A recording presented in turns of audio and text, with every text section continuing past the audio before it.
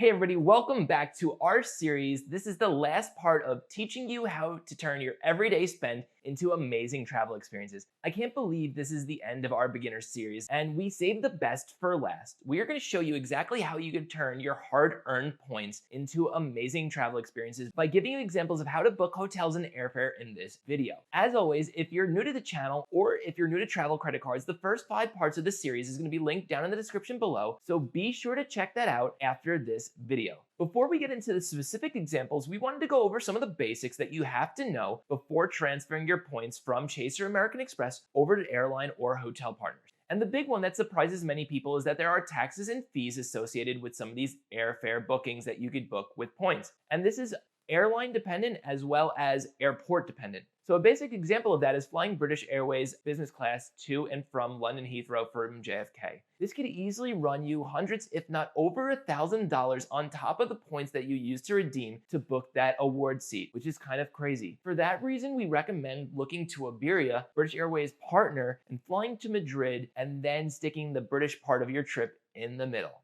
So another way that taxes and surcharges crop up is in each individual reward program's award chart. For example, a program like United actually charges very low fees to redeem for a seat. Redeeming on United could be as cheap as $5 in taxes and fees on top of the booking for points. So in other programs like Aeroplan, for example, they actually charge different taxes and fees per partner airline, which is a little bit weird to get a hang of at first. For example, they charge hundreds of dollars to redeem a business class flight on Lufthansa, but charge you very minimal taxes and fees to book that same business class flight with Turkish to the exact same location. Definitely a little weird, but once you get the hang of it, you'll better understand the way to redeem for maximum value. So the final thing to keep in mind is that you're going to be using the Chase Sapphire Portal redemption option of 1.5 cents per point when deciding to transfer to an airline partner or to keep the points and booking cash. What I mean by this is that a flight for $150 could be redeemable for 10,000 ultimate reward Chase points by booking it through the travel portal with your Chase Sapphire Reserve card.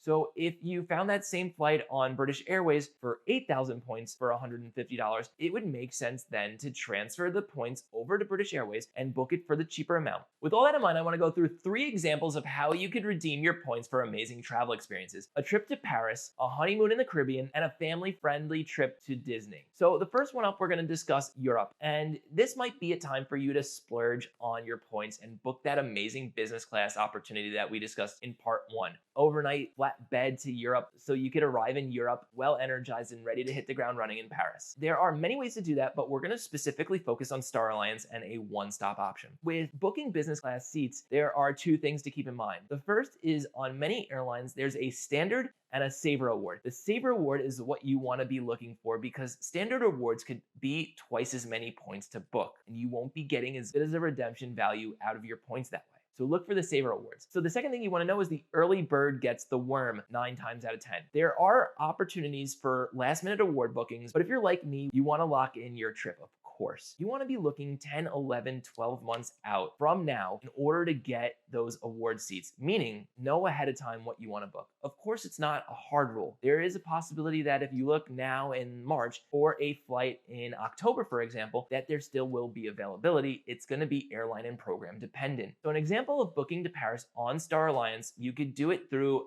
Amex's transfer partner, Aeroplan. Aeroplan charges 55,000 points each way, or 110,000 points total, for one business class seat. Now, that 110,000 points sounds like a lot, but at least 55,000 points one way, that's your entire American Express Platinum sign-up bonus if you get the normal 60,000 point sign-up bonus. So by taking your $5,000 that you were normally going to spend in 90 days, you've now returned it into a possible redemption for a business class flight from the US to Paris. How awesome is that? By booking on Aeroplan, there are differences among its partners like we were discussing before. Switching gears, if you wanted to book Lufthansa specifically, you could look at either Avianca Life Miles, which charges 63,000 points one way to Europe on those saver awards and close to zero in taxes and fees, and they're a partner of Amex and Citi, or you could look at United, which is a transfer partner with Chase. Again, United charges very little in taxes and fees, and it's 70,000 points one way. So it's a balancing act. Do you want to spend more points and save cash to then have that cash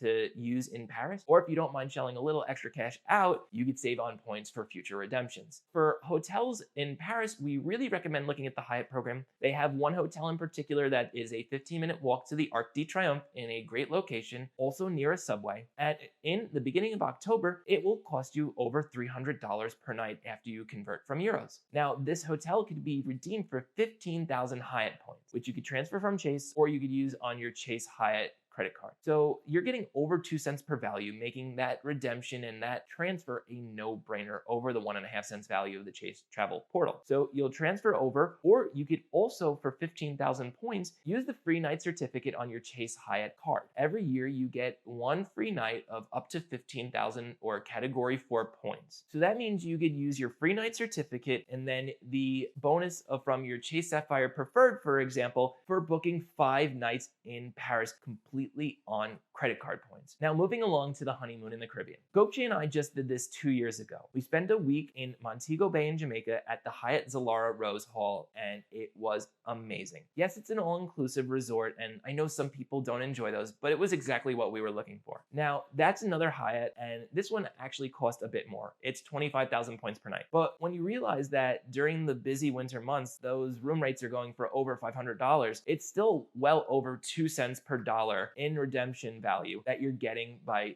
using your Hyatt and Chase points to stay at the Hyatt Zilara Rose Hall. Now, Hyatt has 8 different all-inclusive resorts in the Caribbean that you could book on points. Hilton has 5, but they cost a lot more in Hilton points, so we definitely recommend steering towards Hyatt if you want an all-inclusive in the Caribbean. Now, unfortunately, Marriott does not allow you to book an all-inclusive rate with points. You have to pay in cash. And another downside of Marriott is they actually just increased a lot of their redemption rates for their Caribbean hotels. So it's something to keep in mind. You could get the same value for your points by booking a Hilton all-inclusive and get the all-inclusive, whereas Marriott's even going to make you pay for breakfast if you're below a platinum with Marriott. So for flights, you could look at Southwest if you really want to redeem points. They partner with Chase and they have a Chase Southwest credit card that will get you 75,000 points as a sign-up bonus. And on top of that, once you get to 125,000 points in 1 year, you would then qualify for the Southwest Companion Pass, meaning your partner or your spouse is paying for one flight and you're getting yours for free.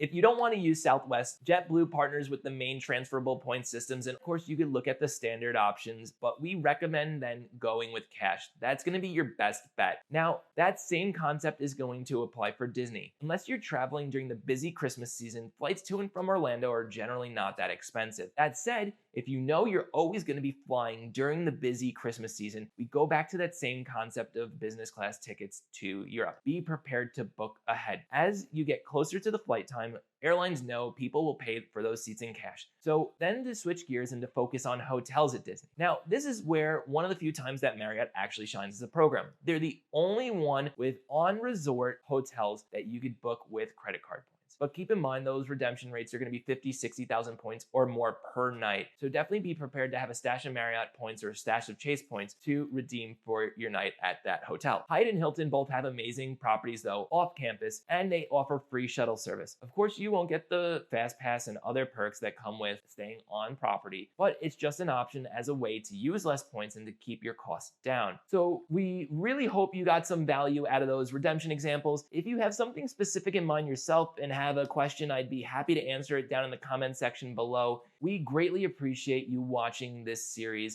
It means a lot to us. Be sure to hit that like button, ring the bell for notifications, and hit the red subscribe button. And we will show you different ways that you could redeem your points for travel through airfares and hotels going forward. As we visit different places, we'll always have guides on how you could visit those same places for cheap or free with your credit card points. So thank you so much for watching the series. We will see you very soon.